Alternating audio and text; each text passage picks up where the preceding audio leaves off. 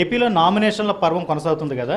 అయితే ఇక్కడ విచిత్రం ఏంటంటే తెలంగాణకు సంబంధించిన బీఆర్ఎస్ పార్టీ, అదే పాత టీఆర్ఎస్ పార్టీ అభిమాని ఒక ఆయన ఇక్కడ ఉన్నారు, కేసీఆర్ అభిమాని. ఆయన పేరు కొణిజేటి ఆదినారాయణ.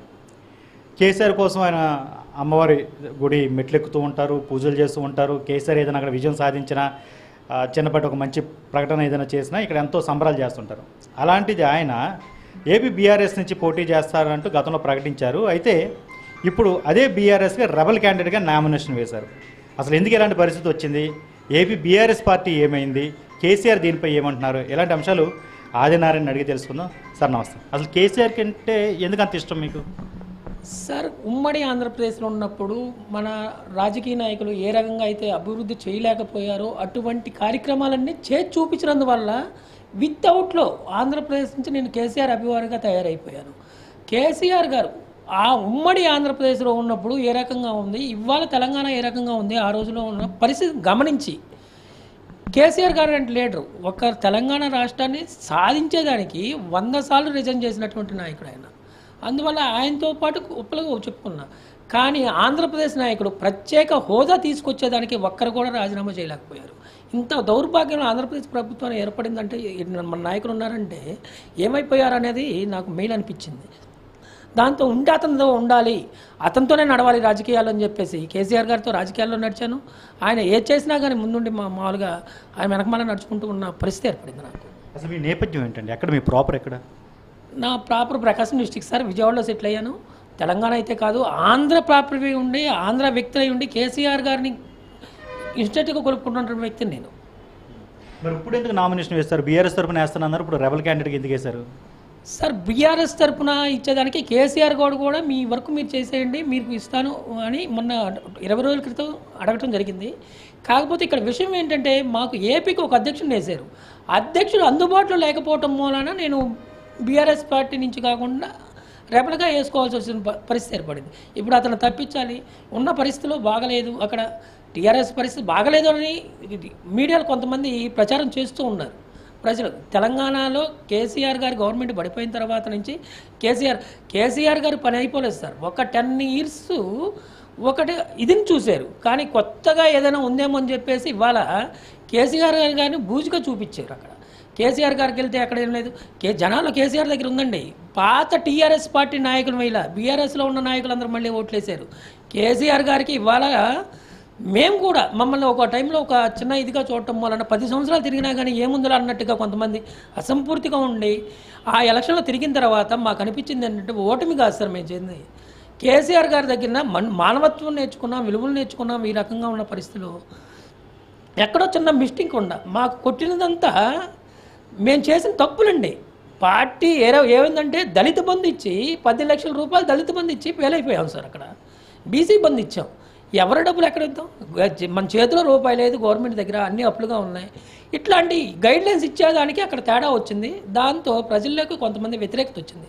ఒక దళితుల్లో కూడా కాకుండా మిగతా అందరి దగ్గర కూడా వ్యతిరేకత వచ్చి ఒకసారి గవర్నమెంట్ చూపిద్దాం, వాళ్ళు చెప్పినవి కూడా చాలా ఇవాళకి 100 రోజుల్లో చేస్తా ఉన్నాయి.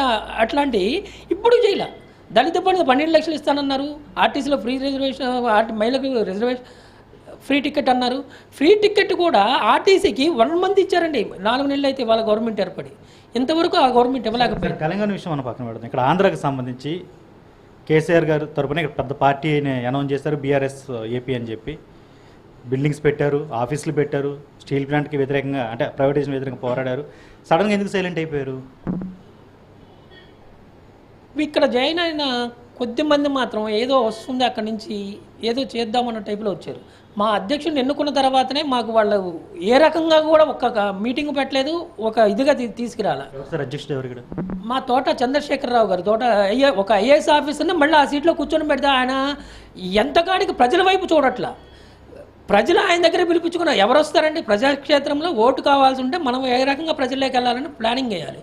కానీ అతను ఎంతకాడికి పార్టీని దిగజార్చే పరిస్థితులు తయారయ్యాడు కాబట్టి అందుకని ఎవరికి వాళ్ళని దారుకోవాల్సి. ఎందుకని దిగజారుస్తున్నారు పార్టీని? అతనికి ఏమనిపించిందో ఏంటో మరి, పార్టీని కావాలని ఒక మీటింగ్ పెట్టట్లేదు, ఒక ఇది చేయలేదు, కార్యకర్తలు మీటింగ్ పెట్టకుండా క్యాబినెట్ వేయకుండా సబ్ కమిటీని వేయకుండా చేయడమే పెద్ద మైనస్ అయిపోయింది. తెలంగాణలో పార్టీ ఓడిపోయాక ఈ నిర్ణయం జరిగిందా లేక ముందు నుంచి అలాగే ఉందా? ముందు నుంచి కూడా అలాగే ఉంది సార్. తెలంగాణలో ఓడిపోయినంత మాత్రాన ఆంధ్రాలో కేసీఆర్ అభిమానులు ఎవరు తగ్గలేదు. గెలిచినంత మాత్రాన తగ్గింది మామూలుగా ఉన్న ఎప్పుడూ అట్లాగే ఉంది. కానీ ఆ అధ్యక్షులను ఇవ్వటం మూలన అందులో చేరిన వాళ్ళు కూడా కొంతమంది బయటకు వచ్చేసారు. రావుల కిషోర్ బాబు గారు వితౌట్ 1 మంత్లోనే బయటకు వచ్చేసాడు. ఎలక్షన్ దాకా కూడా ఉండలేదండి, తెలంగాణ ఎలక్షన్ ఉన్నంత వరకు కూడా ఉండలే. ఇంకొక అతను కూడా అట్లాగే వచ్చారు, ఐఏఎస్ ఆఫీసర్. అతను బిహేవ్ బాగలేక కార్యకర్తలు బయటికి రావాల్సి వచ్చింది. వాళ్ళకి ఏంటనేది తెలుసుకునే దానికోసం ఇప్పుడు మేము ఇండిపెండెంట్గా ఏటీ ఆఫీసర్. కేసీఆర్ నుంచి సపోర్ట్ రావట్లేదేమో కదా ఆయనకి, అంటే ఒక రాష్ట్ర అధ్యక్షుడిగా కేసీఆర్ నుంచి అవతల నుంచి రావట్లేదేమో కదా. అట్లా ఎందుకు అనుకోవాలి సార్? మహారాష్ట్ర బ్రాంచ్లో తీసుకెళ్ళి సెకండ్ ప్లేస్లో కూర్చొని పెట్టేస్తే తోట చంద్రశేఖరరావు గారిని. ఐఏఎస్ వాళ్ళ సిఎస్ ఎన్నికైనప్పుడు కూడా తీసుకెళ్ళి మా ఏపీ అధ్యక్షుడిని పరిచయం చేశారు. కొన్ని మా పార్టీ మీటింగుల్లో అందరూ కూడా ఏపీ అధ్యక్షుడిని ఆయనకి చాలా గౌరవం ఇచ్చారు. కానీ ఆయన బ్రేవర్కి ఆయన 3 సార్లు ఓడిపోయాడు సార్. ప్రజలు ఎట్లా ఉన్నారనేది, ప్రజలు ఏ టైప్లో వాడుకోవాలనేది తెలియదు. అందువల్ల మాకు అధ్యక్షుడు ఫెయిల్యూర్ అని మేము ఎప్పటి నుంచో అనుకుంటున్నాం. అందుకే ఏపీలో బీఆర్ఎస్ పోటీ చేస్తుందా లేదా? పక్కాగా సార్ బీఆర్ఎస్ అనేది పోటీ చేస్తుంది అని ఎన్ని నియోజకవర్గాలు అనేది చెప్పలేము. బీఆర్ఎస్ మాత్రం అధ్యక్షుడు తప్పించి ఇవాళ రేపు అన్న టైంలోనే బీఫామ్ తీసుకొచ్చేదానికి సిద్ధంగా ఉన్నాం. అసలు ఎంతవరకు కేసీఆర్ని కలిసారా మీరు? కలిసాను సార్, కేసీఆర్ని కలిసాను. మీ వర్క్ మీరు చేయండి అన్నాడు. దాని ప్రపోజల్ నుంచే నేను బీఫామ్ తీసుకోవడానికి ముందుగా ఉన్నాను. ఆ ఫొటోస్ కావాలన్నా కానీ మీకు ఇస్తాను ఎవరైనా అన్నా కానీ అది చాలా తప్పు. కేసీఆర్ గారు రెడీగా ఉన్నారు. కాకపోతే ఇప్పుడున్న పరిస్థితిలో మనకి అక్కడ కుటుంబాన్ని చక్కదిద్దుకుందామన్న టైప్లోనే ఈ రకంగా ఆలోచనలు కొంతమంది చేయటం. కానీ కేసీఆర్ అభిమానులు కానీ ఆంధ్రాలో తెలంగాణ నేను ఎంచుకున్న నియోజకవర్గం కూడా సెంట్రల్ నియోజకవర్గం సార్. సెంట్రల్ నియోజకవర్గంలో 18,000 ఓట్లు ఉన్నాయి. 18,000 పైచిలకు తెలంగాణ ఓట్లు ఉన్నాయి ఇక్కడ. వాళ్ళందరూ కూడా మనం ఉన్నాం ఎందుకు చేయలేకుండా ఉండాలి, మన హక్కులు మనం కాపాడుకుందాం అని చెప్పేసి వాళ్ళందరూ నన్ను ముందుకు నడిపిస్తేనే నేను ఇక్కడ మనకు సిద్ధమయ్యాను. బీఆర్ఎస్ రెబల్ క్యాండిడేట్ అనాలా సార్? బీఆర్ఎస్ కండవా కప్పుకున్నాను, రెబల్ క్యాండిడేట్ కాదు. బీఆర్ఎస్ ఫామ్ తీసుకొస్తే బీఫామ్, లేదంటే ఇండిపెండెంట్ క్యాండిడేట్. బీఆర్ఎస్ సింబల్తోనే గెలుస్తున్నాను. బీఆర్ఎస్ పార్టీ అదర్వైజ్గా బీఫామ్స్ ఇవ్వకపోతే తెలంగాణవాదిగా, తెలంగాణ టైప్లోనే, తెలంగాణ కేసీఆర్ అభిమానిగానే గెలుస్తాను. అదే సింబల్తోనే పార్టీ ఏమైనా నిర్ణయం తీసుకున్నా కానీ అదే రకంగా ఉంటాను. ఎందుకు ఇలా చేస్తున్నారంటారు తోట చంద్రశేఖర్? అంటే ఏదో వేరే పార్టీ నుంచి ఏదైనా ఆఫర్ వచ్చిందా, లేకపోతే ఏదైనా మాట్లాడుతున్నారా ఏంటి? మీకున్న ఐడియా ఏంటి? అతను జనసేన పోలికలతో వచ్చాడు మా పార్టీలోకి. మళ్ళీ తిరిగి అదే జనసేన పార్టీలో చేరుదామనే ఉద్దేశంతో ఉన్నట్టుంది. ఆయన వెళ్తానన్న వాళ్ళని మనం ఏమీ మాట్లాడడానికి లేదు. అందుకని ఆయన రిజైన్ చేసి వెళ్తే మేము సంతోషంగా పక్కన వాళ్ళకి ఎవరికైనా ఇస్తారు. ఈ 2-3 రోజులు ఆయన కరెక్ట్ అయిన నిర్ణయం తీసుకుంటే జనసేన బీఆర్ఎస్ పార్టీ లీడర్స్ చాలామంది పోటీలు చేసేదానికి సిద్ధంగా ఉన్నారు ఆ ఏపీలో. ఇంతవరకు ఏదైనా మీటింగ్ అయిందండి మీ ఏపీలో? గతంలో అయినా కానీ ఎలక్షన్ టైం తర్వాత నుంచి ఎవరు మీటింగ్ అవ్వలేదు సార్. ఎవరికి వాళ్ళు గతంలో తోట చంద్రశేఖర్ గారు వచ్చి ఏపీలో ఆఫీస్ ఓపెన్ చేస్తాం, తర్వాత ఒకసారి అందరం కలిసి ఆయన సన్మానించి మామూలుగా ఇది చేస్తాం. కార్యవర్గాన్ని ఎప్పటికప్పుడు వేద్దామంటే ఎప్పటికప్పుడు డిలీట్ చేసేసాడు. దాంతో ఎవరికి వాళ్ళకి బయటికి రావాలని కొంత ఎవరి భవిష్యత్తు వాళ్ళు చూసుకోవాలి కదా అని చెప్పేసి అందులో చేరిన వాళ్ళు కూడా బయటికి రావడం జరుగుతుంది. స్టీల్ ప్లాంట్ ప్రైవేటీకరణ ఆపుతుంటే పెద్ద ధర్నాలు ఇవి చేశారు కదా తోట చంద్రశేఖర్ కానీ మొత్తం మీ అందరూ వెళ్ళి, అది ఎందుకు సడన్గా ఆపేశారు? తోట చంద్రశేఖరరావు గారికి కేసీఆర్ గారిని తీసుకొచ్చి 4-5 సార్లు ఆంధ్రప్రదేశ్ ప్రజానికి మొత్తం కూడా బీఆర్ఎస్ పార్టీ నాయకులు అక్కడ ఒక ధర్నా లాంటిది పెడదామని ఆలోచనలో ఉన్నాం. ఆ టైంలో కేటీఆర్ గారు కూడా వస్తానన్నారు. డైనమిక్ లీడర్ ఉత్తరాంధ్రప్రదేశ్లో కొంత ఇదిగా ఉంటుంది, మనకు దాన్ని ఆపుకోవడానికి. ఈ లోపే ఆ ఫైల్స్ అన్ని సంతకాలు అయిపోయాయి. కేసీఆర్ వస్తాము మేము అక్కడ మీటింగ్ పెట్టుకుందాం అనేసరికి ప్రైవేటీకరణ అయిపోయింది. దాంతో ఇంకా డ్రాప్ అయిపోవాల్సింది. మేము అప్పటికి స్టీల్ ప్లాంట్ ప్రైవేటీకరణ విషయంలో తెలంగాణ ప్రభుత్వం కూడా పెట్టి ఏర్పాటు చేయడానికి సిద్ధమైపోయింది. దాన్నే మేము కొత్తగా ఆ టైంలో విజయంగా మేము మలుచుకోవాలి. కానీ మా దగ్గర అంత స్తోమత లేక ఇక్కడ ఆంధ్రప్రదేశ్ నాయకులు మేము బీఆర్ఎస్ నాయకులు దాన్ని మా ఆయుధంగా మలుచుకోలేకపోయాం. బిడ్కి సింగరేణి నుంచి సంస్థ నుంచి బిడ్ పంపించాం. ఆ రోజు వాళ్ళు బిడ్స్ ఎట్లా అనేది కూడా వాళ్ళు వేయకుండా, ఓపెన్ టెండర్స్ వేయకుండానే దాన్ని మామూలుగా కొంత ఇన్ని రోజులు ఆపగలిగాము, సక్సెస్ చేయగలిగాము. దాని తర్వాత ఇప్పుడు పరిస్థితిగా గవర్నమెంట్ లేదు కాబట్టి మనం ఏదైనా సరే ఏదో రకంగా దాన్ని కాపాడేదానికి సిద్ధంగా ఉన్నామని ఇవాళ కూడా తెలంగాణ కేసీఆర్ గారు అదే చెప్తున్నారు. గుంటూరులో పెద్ద ఆఫీస్ ఉంది కదా మీకు బీఆర్ఎస్, ఎవరైనా ఉన్నారు అసలు అక్కడ? సార్ ఏదో వాచ్మెన్ ఒకరు ఉన్నారన్నట్టుగా అనుకోవటమే కానీ అతను ఉండే ఎవరికి కూడా అతను ఒక పగ్గాలు అనేది ఇవ్వట్లేదు, ఏమి చేయట్లేదు. మీకు ఇది చేయండి, మీరు అక్కడికి వెళ్ళండి, ఏదో ఒకటి పెట్టండి అనేది చెప్పట్లేదు. వాళ్ళ మనుషులు వాళ్ళే ప్రతిదానికి వాళ్ళే ఉండాలంటే, వాళ్ళ కుటుంబంలో ఉండాలంటే అయ్యేది కాదు. అందుకని చెప్పేసి ఎవరికి వాళ్ళు దగ్గరలో ఉంచుకున్నాం. ఈ మధ్య ఎప్పుడైనా కలిసారా తోట చంద్రశేఖర్? అసలు ఎక్కడ ఉన్నారు ఆయన? అతను హైదరాబాద్లో ఉంటారు సార్. ఆయన రావడం తక్కువ, ఎవరు వెళ్ళినా లేరంటారు. దాంతో కలవటం కూడా తగ్గిపోతుంది.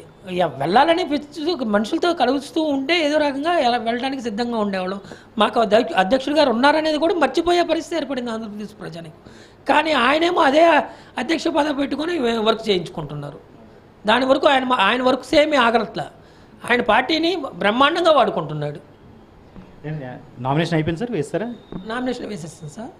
మళ్ళీ రేపు సెట్ బీఫామ్ వస్తే మళ్ళీ రెండో సెట్ తయారు చేసి దానికి సిద్ధంగా ఉన్నారు. ఎంతమంది ఉన్నారు సార్ మొత్తం ఇక్కడ తెలంగాణకు సంబంధించిన ఓటర్లు? ఎక్కడ అంటే ఇక్కడ ఎవరైతే సెటిల్ అయ్యి ఉన్నారో వాళ్ళు 18,000 పైచిలకు ఓట్లు ఉన్నాయి సార్ సెంట్రల్ నియోజకవర్గంలో.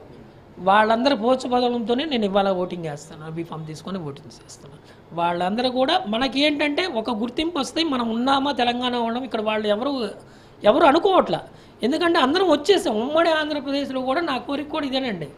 ఇప్పుడు కూడా 10 years అయినా కానీ ఇక్కడ జరుగుతున్నటువంటి ఎంప్లాయీస్ని కొంతమంది అక్కడికి వెళ్ళాలి, అక్కడ వాళ్ళు ఇక్కడ ఉన్నారు, వీళ్ళందరినీ మార్చమంటున్నా కానీ 2 గవర్నమెంట్లు మర్చిపోయాయి. వీళ్ళ బాధలు ఏంటనేది కూడా పట్టించుకోవట్లా. వీళ్ళకి ఇక్కడ కావాల్సిన పరిస్థితి ఏంటనేది కూడా పట్టించుకోవట్లా. ఆ ఉద్దేశం మన ధోరణి ఒకటి వినిపిస్తుంది గవర్నమెంట్కి. మనం ఉన్నామా లేదా, మనం అంటే కొంతమంది ఉన్నాం, అక్కడ కొంతమంది ఉన్నారు, ఆంధ్ర వాళ్ళకి అక్కడే గెలుస్తున్నారు, వాళ్ళ టైప్లో కూడా ఇస్తున్నారు.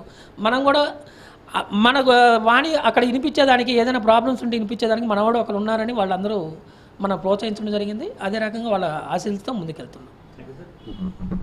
అది ఆదినారాయణ గారు చెప్తుంది. ముఖ్యంగా రాష్ట్రంలో ఎంతో కొంత డెవలప్ అయ్యే అవకాశం ఉంది బీఆర్ఎస్ పార్టీ, కానీ ఇక్కడ ఉన్న స్థానిక నాయకత్వం దాన్ని చంపేస్తుంది, ఆ అవకాశాన్ని ఇవ్వడం లేదు.